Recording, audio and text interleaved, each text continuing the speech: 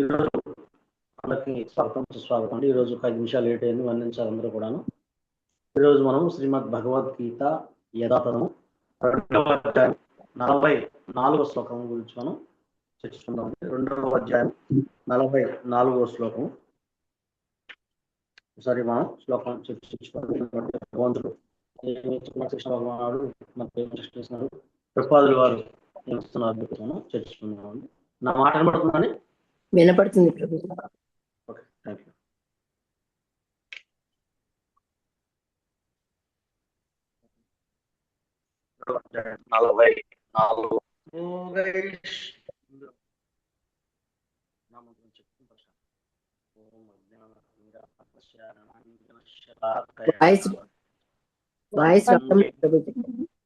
శ్రీ గురవే నమః.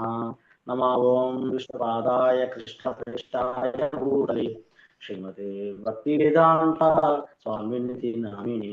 నమస్తే సారస్వతి దేవే గౌరవాణి ప్రచారిణే నిర్విశేష శూన్యవాది ఆచార్యేశతారిణి. జయ శ్రీ కృష్ణ చైతన్య ప్రభు నిత్యానంద శ్రీ అద్వైత గదాధర శ్రీవాసరి గౌరభక్త. హరే కృష్ణ కృష్ణ కృష్ణ హరే హరే, హరే రామ రామ రామ హరే హరే. ముఖం కరోతి వాచాలం బంధుం లంఘయతే గురు యత్కృపాకరం తమహం వందే శ్రీగురుం దీనతారిణం పరమానందమాధవం. శ్రీ చైతన్యమేశ్వరం హరి ఓం. వాంఛాకల్పతరుభ్యశ్చ కృపా సింధుభ్యైవ చ పతితానాం పావనేభ్యో వైష్ణవేభ్యో నమో నమః. అనంత కోటి వైష్ణవ భక్తవృంద की जय. नामाचार्य श्री हरिदास ठाकुर की जय. शिल प्रभुपाद की जय. शिल गुरुदेव की जय. ताय गौर प्रेमानंदे हरि हरि. హరే కృష్ణ అండి. ఈరోజు 2వ అధ్యాయం 44వ కృష్ణ ప్రభుజీ దండక ప్రణామం. శ్లోకము. భోగైశ్వర్య ప్రసక్తానాం తయా అపహృత చేతసాం వ్యవసాయాత్మిక బుద్ధి సమాధౌ న విలీయతే. హరే కృష్ణ అండి. సుప్రలత మాతాజీ ఒకసారి శ్లోకం చదువుతారా? హరే కృష్ణ ప్రభుజీ దండవత్ ప్రణామ్. చదువుతాను ప్రభుజీ. 44th శ్లోక. భోగైశ్వర్య ప్రసక్తానాం తయాపహృత చేతసాం వ్యవసాయాత్మికా బుద్ధి సమాధౌ న విధీయతే. ఇంద్రియ భోగానికి, భౌతిక సంపత్తికి అమితముగా అనురక్తులై అటువంటి వాటిచే మోహితులయ్యే వారి మనసులలో భగవానుని భక్తియుత సేవ పట్ల స్థిర నిశ్చయము కలుగనే కలుగుదు. Thank you Prabhuji. హరే కృష్ణ.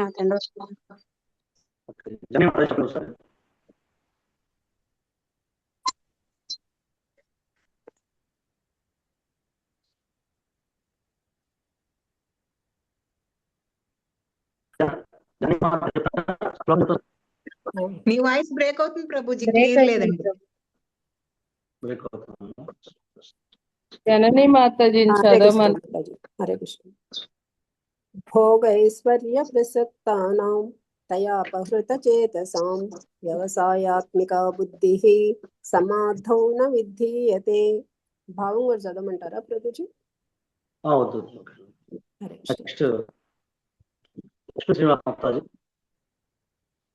హరే కృష్ణ ప్రభుజీ. భోగైశ్వర్య ప్రసక్తానాం తయాపహృత చేతసాం వ్యవసాయాత్మిక బుద్ధి సమాధౌ న విధీయతే. ఇంద్రియ భోగానికి, భౌతిక సంపత్తికి అమితముగా అనురక్తులై అటువంటి వాటిచే మోహితులయ్యే వారి మనసులలో భగవానుని భక్తియుత సేవ పట్ల స్థిర నిశ్చయము కలుగనే కలగదు. హరే కృష్ణ ప్రభుజీ. ధన్యవాదాలు. 44వ శ్లోకం యొక్క భాష్యాన్ని ఒకసారి చదవండి మాతాజీ. హరే కృష్ణ ప్రభుజీ. దండవత్ ప్రణామాలండి. భాష్యంపై శ్రీల ప్రభుపాదుల వారికి జై. సమాధి అంటే స్థిరమైన మనస్సు అని అర్థం. సమ్యగా దీయతేస్మిన్ ఆత్మతత్వ యథాత్మయం. ఆత్మావగాహన కొరకు మనస్సు స్థిరపడినప్పుడు సమాధిలో ఉన్నదిగా చెప్పబడుతుంది అని వేద నిఘంటువైన నిరుక్తి చెబుతున్నది. భౌతిక ఇంద్రియ భోగాల పట్ల అభిరుచి కలిగి అటువంటి తాత్కాలిక విషయాలచే మోహితులయ్యే జనులకు సమాధి ఎన్నడూనూ సాధ్యం కాదు. వారు దాదాపుగా మాయచే శిక్షింపబడిన వారే అవుతారు. హరే కృష్ణ. Thank you Prabhuji. దండవత్ ప్రణామాలు. అండి, మనం నిన్న 42, 43 శ్లోకాల్లో మనం చూసుకున్నామండి. ఏంటంటే వేదవాదరతాః అంటే పూల వంటి అంటే ఆకర్షితమయ్యే మృదు మధురమైన వాక్యాల పట్ల మనం కనుక వస్తే ఎటువంటి ప్రమాదాలు కలుగుతాయో మనము చెప్పుకున్నాం. ఏంటి ఆ ప్రమాదాలు? అల్పజ్ఞానులు స్వర్గలోక ప్రాప్తి, ఉత్తమ జన్మము, అధికారము వంటి వాటిని పొందుట కొరకు వివిధ రకమైన కామ్యకర్మలు ఉపదేశించు వేదములో మృదుమధురమైన వాక్యముచి అధికంగా ఆకర్షించబడేవారు. ఇంద్రియ భోగము మరియు సంపన్న జీవితం కోరువారు దానికి మించి వేరే ఒకటి లేదని చెప్పుదురు. ఇక్కడ ప్రపాదుల వారు కూడా మనకి చెప్పారు, అవి విషవృక్ష ఫలాలు లాంటివి. దానివల్ల ఏమవుతుంది, మనం సంపద కోరుకుంటాము, ఐశ్వర్యం కోరుకుంటాము, భోగాలు కోరుకుంటాము. దానివల్ల ఏమవుతుందంటే సరే కర్మకాండలు చేస్తారు, యజ్ఞాలు చేస్తారు, దానివల్ల ఏమవుతుంది, స్వర్గలోకానికి వెళ్తారు, స్వర్గలోకంలో సుఖాలు అనుభవిస్తారు. ఆ తర్వాత మళ్ళా మనం ఈ క్షీణే అంటే మన యొక్క పుణ్యం క్షీణించగానే మళ్ళా ఇక్కడ రావాల్సిన ప్రమాదం ఉంటుంది అని చెప్పేసి, అందుకని అది అంత మంచి పద్ధతి కాదని చెప్పేసి మనకి చెప్తారన్నమాట. మనం చర్చించుకున్నాం నిన్న. ఎందుకు ఎన్ని చెప్తున్నారంటే, అర్జునుడు వారు అడిగిన 4వ ప్రశ్న ఏదైతే ఉందో కర్మకాండ గురించి, అంటే మనకు పిండోదక క్రియలు ఆగిపోతాయి, వర్ణ సంక్రాంతి జరుగుతుంది, ఈ విధంగా వారు చెప్పిన దానికి సమాధానంగా స్వామి మనకి ఈ శ్లోకాలు చెప్తున్నారు అన్నమాట.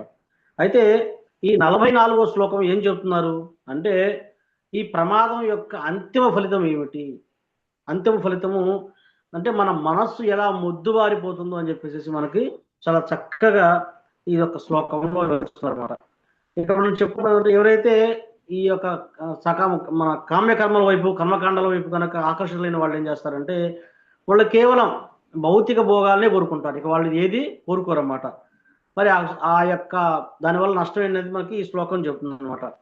మరి భోగైశ్వర్య ప్రసక్తానం అనే పదం వాడారు ఇక్కడ స్వామి. అంటే ఏంటి, ఇంద్రియ సుఖాల పట్ల కనుక, ఐశ్వర్యం పట్ల ఎవరైతే విపరీతమైన ఆసక్తి ఉన్నారో వాళ్ళు. తర్వాత ఏమవుతుంది, తయా అపహృత చేతసాం అంటే ఏంది, కిడ్నాప్, వాళ్ళ మైండ్ ఎవరైతే కిడ్నాప్ జరిగిందో, తయా అపహృత చేతసాం. అందుకే మనకి ఇదే పదం వేరే సాటి కూడా వస్తుంది అనమాట. ఆ మాయాపహృత జ్ఞాన అని చెప్పేసి కూడా కృష్ణుడు ఇంతకుముందు శ్లోకాలు కూడా చెప్తాడు కూడా.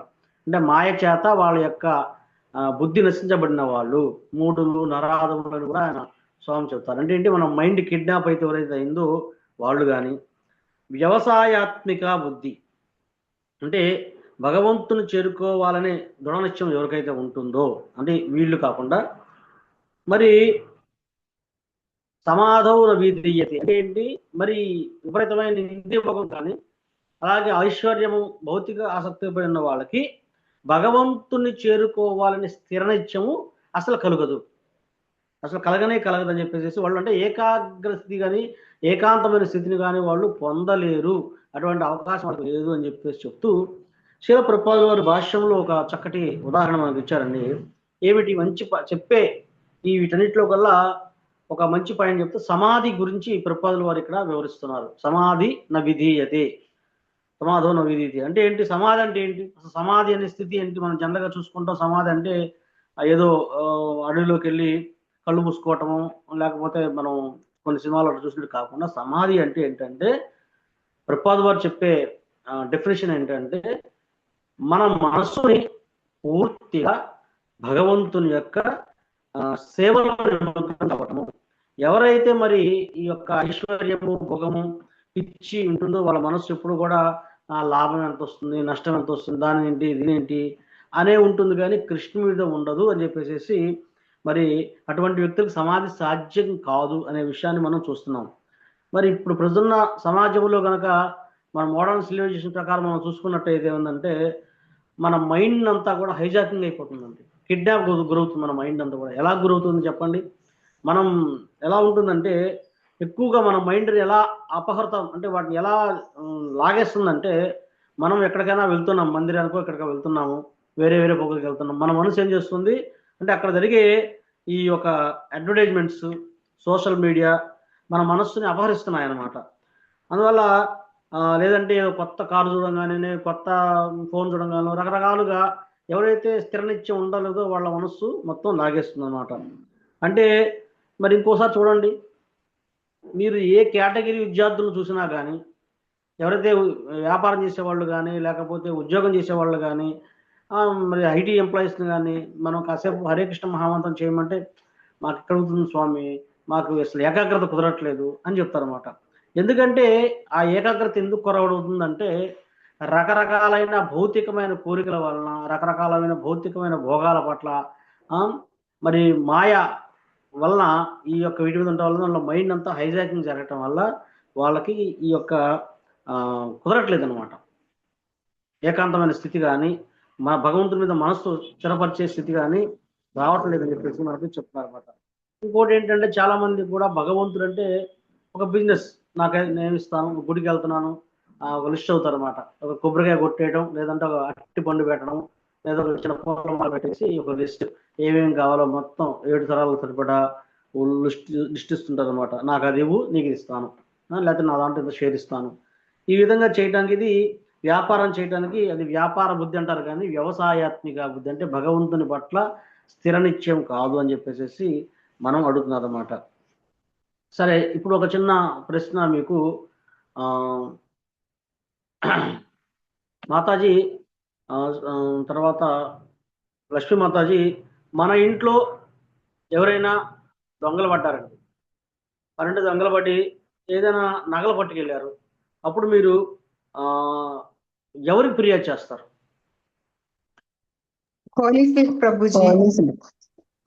పోలీసు ఫిర్యాదు చేస్తారు.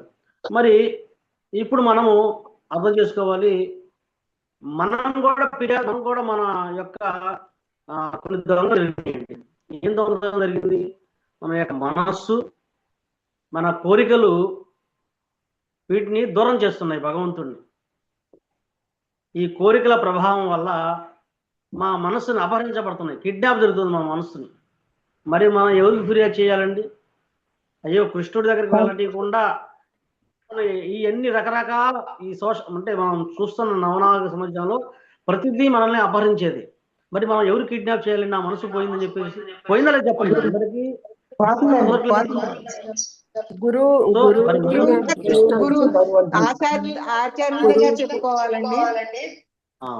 అంటే అయ్యా నా పరిస్థితి ఇలా ఉంది, నేను ఇలా జరుగుతుందని చెప్పేసి మనం కనీసం ఫిర్యాదు చేసినట్లయితే ఆయన మనకి సరైన ఔషధాన్ని ఇస్తారు, సరైన ట్రీట్మెంట్ ఇస్తారన్నమాట. అందుకే ఇప్పుడు నిన్న గురు మహారాజు చెప్పారన్నమాట. ఏం చెప్పారు?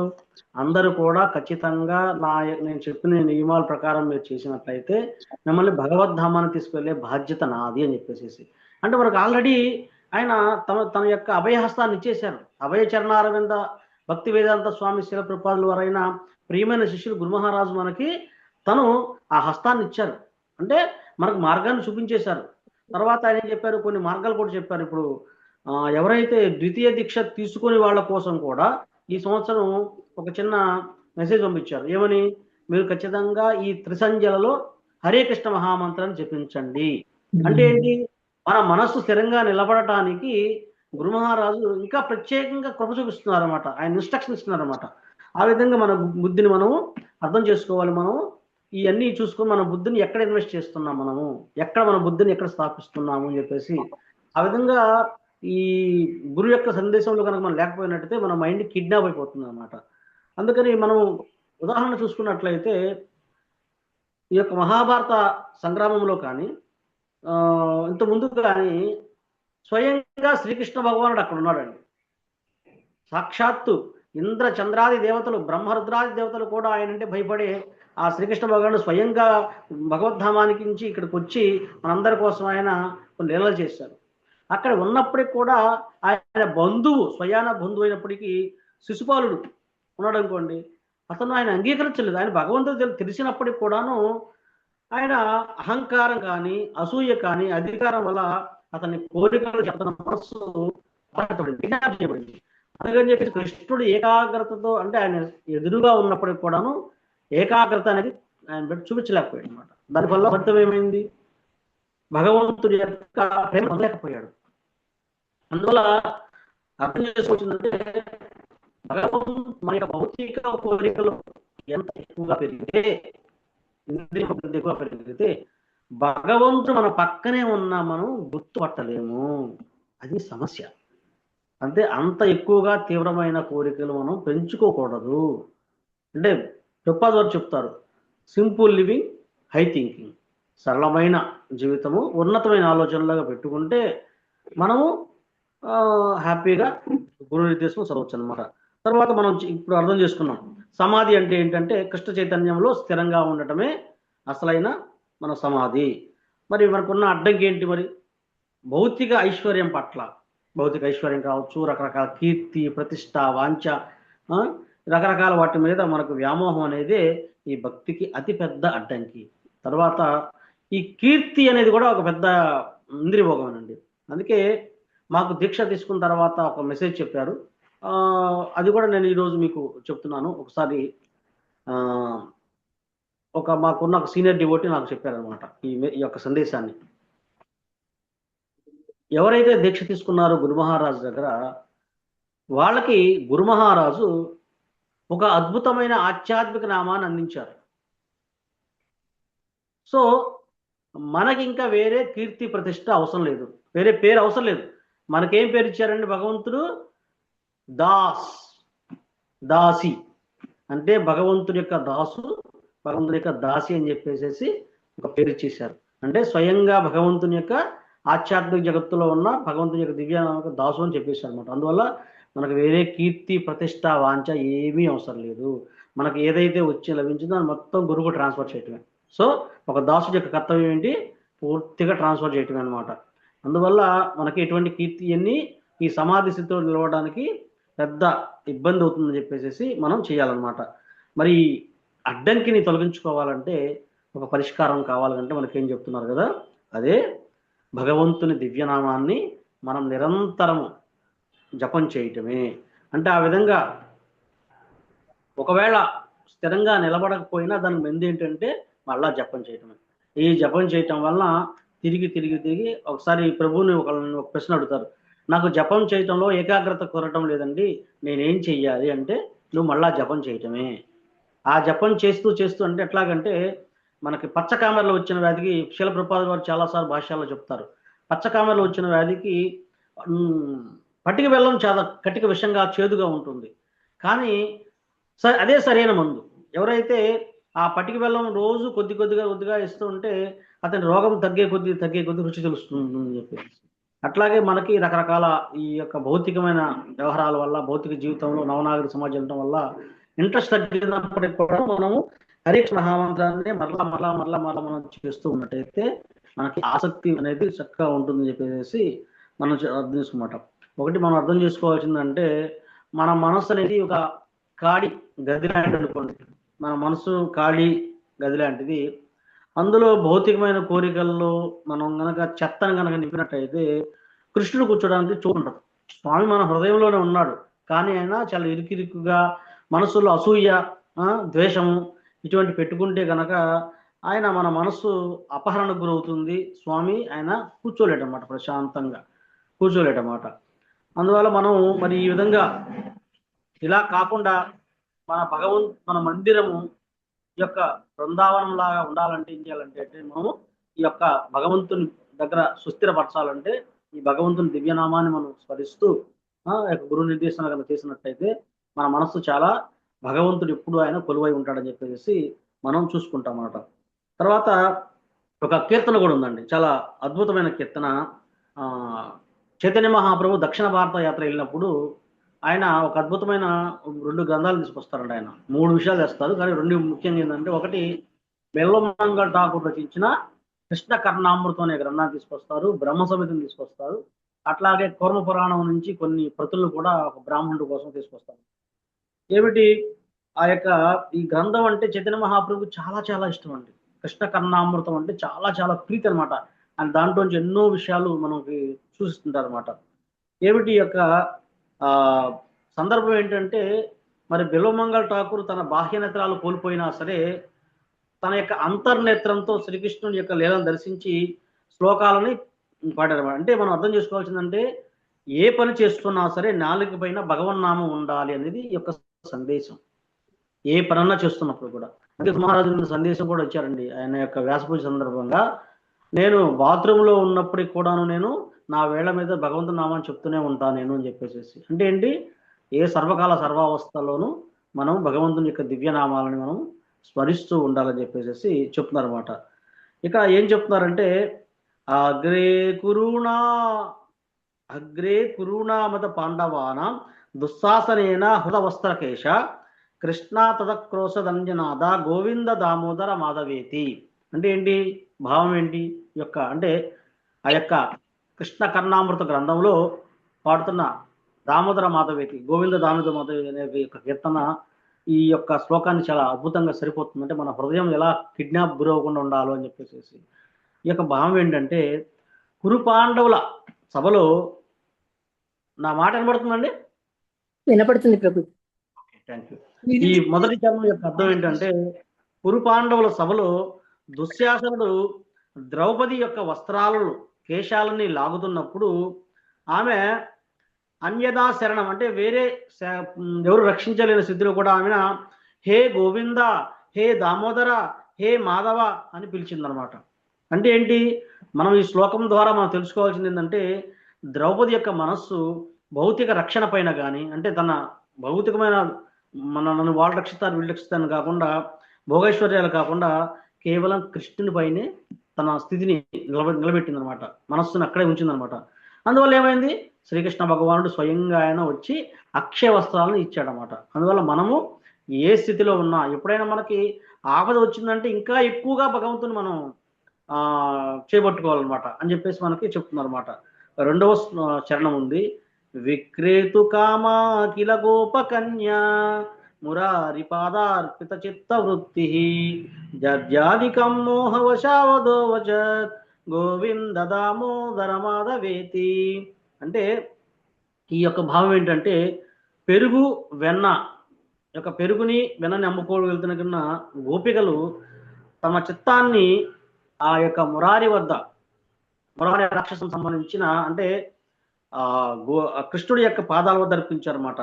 వాళ్ళు కృష్ణ ప్రేమలో అంటే పరధ్యానంలో అనికి వాళ్ళు ఎంత మునిగిపోయారంటే అండి ఆ యొక్క పెరుగు అమ్ముకోవడానికి వెళ్ళిన వాళ్ళు ఏం చెప్పారంటే గోవింద దామోదర మాధవ ఇది తీసుకోండి, ఎట్లా పెరుగుని తీసుకోండి, కృష్ణుని తీసుకోండి, ఇలాగా వాళ్ళు అంత ప్రేమలో లీనమైపోయారన్నమాట. ఓ గోవింద, పెరుగు అనే బదులు గోవింద మాధవ దామోదర అని పిలుస్తున్నారంట.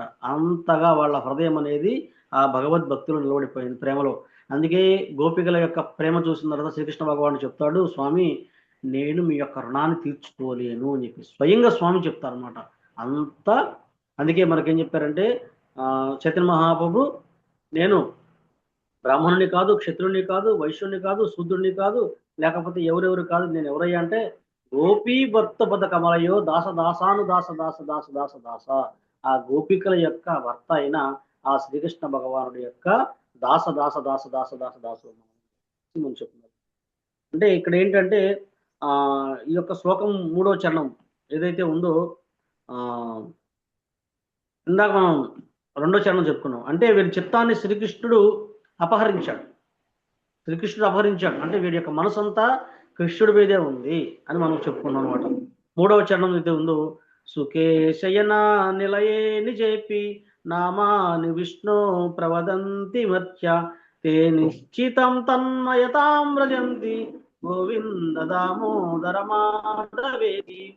అంటే ఎవరైతే తమ ఇంట్లో సుఖంగా పడుకున్నప్పుడు కూడా ఎవరైతే విష్ణునామాన్ని స్మరిస్తారో వారు నిశ్చయంగా తన్మయత్వం పొందుతారు అని చెప్పేసి ఈ యొక్క బిల్వమంగళ ఠాకూర్ చెప్తున్నారు అనమాట.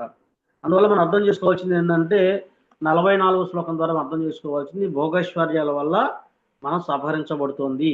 అందువల్ల ఈ యొక్క పరిష్కారం ఏంటంటే బిల్వమంగళ ఠాకూర్ చెప్పినట్టుగా సర్వకాల సర్వావస్థల్లోనూ మనము వేరే ధ్యాసం లేకుండా మీ మనస్సుని ఈ యొక్క కృష్ణుడి యొక్క కోరికలతో అంటే కృష్ణుడి యొక్క నామ రూప లీల గుణాలతో మీ మనసు నింపివేస్తే ఆటోమేటిక్గా వేరే కోరికలు లోపల రావడానికి ఖాళీ లేదు, అసలు ఖాళీయే లేదు. మొన్న ఒక మాతాజీ గారు చెప్తున్నారు, ఒక క్లాసు చెప్తూ ఆమెకి అంటే మాతాజీ ఏం చెప్తున్నారంటే నాకు సమయమే ఉండటం లేదు, 24 గంటల సమయం సరిపోవటం లేదు నాకు ఉండట్లేదంటే గురు మహారాజుని అడిగితే వారు గురు మహారాజు చెప్పారంట, నీకెందుకమ్మా 24 గంటల సమయం కృష్ణుడితోనే గడుపుతున్నప్పుడు ఇంకా వేరే సమయం దేనికి అని చెప్పేసి. అందువల్ల మనం అర్థం చేసుకోవాలి, మన సమయాన్ని పూర్తిగా గురు కృష్ణుల సేవలో ఉన్నట్టయితే మనము చక్కగా ఈ యొక్క గోవింద, దామోదర, మాధవ, భగవంతుని ఎన్నో దివ్యమైన లీలలు ఉన్నాయి. ఈ లీలను స్మరించుకుంటూ మన మనసునంతా కృష్ణుడి మీద నింపినట్టయితే వేరే కోరికలకి రావటానికి కూడా అవకాశం అనేది ఉండదని చెప్పేసి మనం చూసుకుంటూ, ప్రభుపాదుల వారు ఒక ప్రత్యేకమైన సందేశంగా మనం చూసుకున్నట్టయితే ఈ శ్లోకం ద్వారా భగవంతుని నామం జపించడానికి ప్రత్యేక సమయం కానీ సందర్భం కానీ అక్కర్లేదు. మీరు నడుస్తున్నా, తింటున్నా, కూర్చున్నా నామాన్ని జపించవచ్చు. దానివల్ల ఏమవుతుంది, మనం చెప్పుకున్న ఒక వైఫై లాగా ఈ దివ్యనామం మనకు ఒక రక్షణ కవచం లాగా ఉండి ఈ భౌతిక ప్రపంచపు అంటే ఈ అపహృతం మనల్ని కాకుండా మనల్ని అవి కాపాడతాయి అని చెప్పేసి మన మైండ్ కిడ్నాప్ కాకుండా మన మైండ్ కృష్ణుడి వైపు మనం మలవచడానికి మనకి చాలా చక్కగా ఉంటుందని చెప్పేసి మనం చూసుకున్నాం. 2 ఉదాహరణలు. ద్రౌపది మహారాణి ఎలాగైతే తన యొక్క మనస్సుని భగవంతుని మీద ఉంచిందో, గోపికలు ఎలా మన మనసును ఉంచిందో, అలా మనం కూడా మన మనస్సుని ఈ యొక్క దివ్యమైన దాంట్లో ఉంచాలని చెప్పేసి మనకి చెప్తున్నారు అన్నమాట. ఈ యొక్క ఇంకొక ఉదాహరణ కూడా మనం చూసుకున్నట్లయితే కనుకండి, ఈ భోగైశ్వర్యాలు చాలా విపరీతంగా ఉంటే ఏం జరుగుతుందని కూడా మనం చూసుకున్నట్టయితే భాగవతం నుంచి మనం కార్తీక మాసంలో ప్రతిరోజు పాడుకుంటాం. ప్రతిరోజు 8 సత్యవతి ముని యొక్క కీర్తన పాడుకుంటూ ఉంటాం. ఆ సత్యవతి ముని ఏమంటాడు, అయ్యా దయచేసి మీ బాలరూపాన్ని నా మనసులో నిలపండి, మీ బాలరూపాన్ని నేను పూజించాలని చెప్పేసి ఆయన కోరుకుంటాడు. మరి అదే ఛానల్ మనం చూసుకున్నట్టయితే ఈ కుబేరులు అంటే కుబేరుని యొక్క 2 పుత్రులు మరి ఐశ్వర్యము, భోగము, సాక్షాత్తుగా యక్షుడి కుమారులు ఉన్నప్పుడు కూడా వాళ్ళ మనసు మైండ్ కిడ్నాప్ చేయబడింది అన్నమాట. అంటే ఈ భౌతికమైన ఇంద్రియ భోగాల పట్ల కిడ్నాప్ చేయడం వల్ల ఏం జరిగింది, వాళ్ళు ఆ విధంగా వాళ్ళు ఆ స్థిరమైన బుద్ధిని కోల్పోయారు. స్థిరమైన బుద్ధిని కోల్పోయి కరెక్ట్గా మరి వాళ్ళు మత్తులో మునిగిపోయి స్వయంగా ఆ భగవంతుని యొక్క ప్రియ మిత్రుడైన అంటే ఆయన దేవముని అయిన నారదముని ద్వారా వచ్చినప్పటికి కూడా వాళ్ళు గుర్తించలేనంతగా వాళ్ళు బుద్ధిని కోల్పోయారు. అంటే వాళ్ళకి ఏంటంటే భోగైశ్వర్య ప్రసక్తానం, విపరీతమైన ఇంద్రియ భోగం, విపరీతం కోరిక ఉందని చెప్పేసి మనం చెప్తున్నాం. అందువల్ల మనము ఈ ఐశ్వర్యము మనిషిని అందుండి చేస్తోంది, అపహృతిస్తోందని చెప్పేసి మనకి చెప్తున్నారు అన్నమాట. అట్లాగే మనం ఇంకొక ఉదాహరణగా చూసుకున్నట్లయితే మరి ఇందాక ద్రౌపది మహారాణి గురించి చూసుకున్నాము, గోపికలు చూసుకున్నాము. అలాగే భక్త అంబరీష్ మహారాజు ఏ విధంగా దుర్వాసముని శాపం ఆయన తన్ని కోప్పడినప్పటికి కూడా, ఒక రాక్షసుని పంపించినప్పటికి కూడా మన అంబరీష్ మహారాజు యొక్క మైండ్ కిడ్నాప్ గురి కాలేదు కాబట్టి ఆయన సర్వకాల సర్వావస్థలు కృష్ణుడిని స్మరిస్తున్నారు కాబట్టి ఆయన మైండ్ కిడ్నాప్ కాలేదు కాబట్టి సమాధిలో స్థిర నిశ్చయంలో ఉన్నాడు. ఆయన ఎప్పుడు భగవంతునిపై నిలబెట్టాడు కాబట్టి స్వయంగా ఆ యొక్క సుదర్శన మహారాజే ఆ యొక్క దుర్వాసునికి ఆయనకి బుద్ధి చెప్పారనమాట. అందువల్ల మనం అర్థం చేసుకోవాల్సింది ఏంటన్నమాట, ఒకటి ఈ యొక్క శ్లోకం ద్వారా ప్రభుపాదుల వారి భాష్యం ద్వారా మనము మన మనస్సుని కిడ్నాప్ గురి కాకుండా ఒక రక్షణ వలయంలో, ఈ యొక్క వైష్ణవుల రక్షణలో, గురు యొక్క రక్షణలో గనక మనం ఉన్నట్లయితే ఒక వైఫై లాగా మన దివ్యనామాన్ని మనం ఇప్పుడు చెప్తుంటే ఈ యొక్క అన్ని పరిస్థితుల్లోనూ మనం ఈ సమాధి స్థితిలో నిలబడడానికి అవకాశం ఉంటుంది. లేకపోతే మన మైండ్ కిడ్నాప్ అవ్వడం ఏంటంటే భగవంతుడు మన పక్కన వచ్చినా కానీ మనం గుర్తించలేని స్థితిలో ఉంటామని చెప్పేసి ఈ శ్లోకం ద్వారా అలా గనక మనసు స్థిరంగా నిలబడకపోతే వాళ్ళు శిక్షకు గురవుతారని చెప్పేసి ఈ యొక్క శ్లోకం ద్వారా మనం అర్థం చేసుకున్నాం అన్నమాట. హరే కృష్ణ, ప్రణామం అండి. ఈ యొక్క ఇంకా ఏదైనా డౌట్స్ ఉంటే అడగచ్చు, లేదా మీకు ఏదైనా అర్థమైన విషయాలు. హరే కృష్ణ, ధన్యవాదాలు ప్రభుజీ. హరే కృష్ణ. హరే కృష్ణ ప్రభుజీ, దండోత్ ప్రణామం. హరే కృష్ణ. హరే కృష్ణ ప్రభుజీ, దండవత్ ప్రణామాలు. ధన్యవాదాలు ప్రభుజీ. హరే కృష్ణ ప్రభుజీ, హరే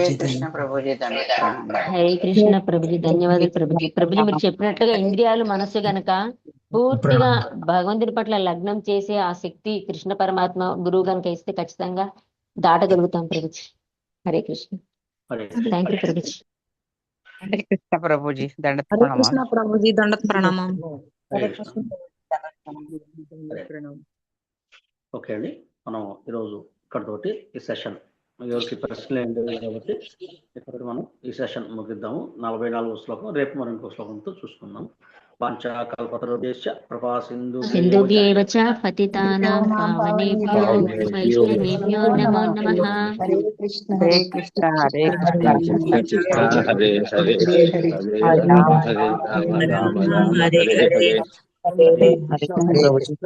హరే కృష్ణ ప్రభుజీ, ధన్యవాదాలండి. దండప్రణామాలు. హరే హరే కృష్ణ కృష్ణ ప్రభుజీ. హరే కృష్ణ ప్రభుజీ. హరే కృష్ణ ప్రభుజీ దండవత్ ప్రణామం. దండ ప్రణామాలు. హరే కృష్ణ ప్రభుజీ. కృష్ణ ప్రభుజీ దండవత్ ధన్యవాదాలు ప్రభుజీ. హరే హరే కృష్ణ.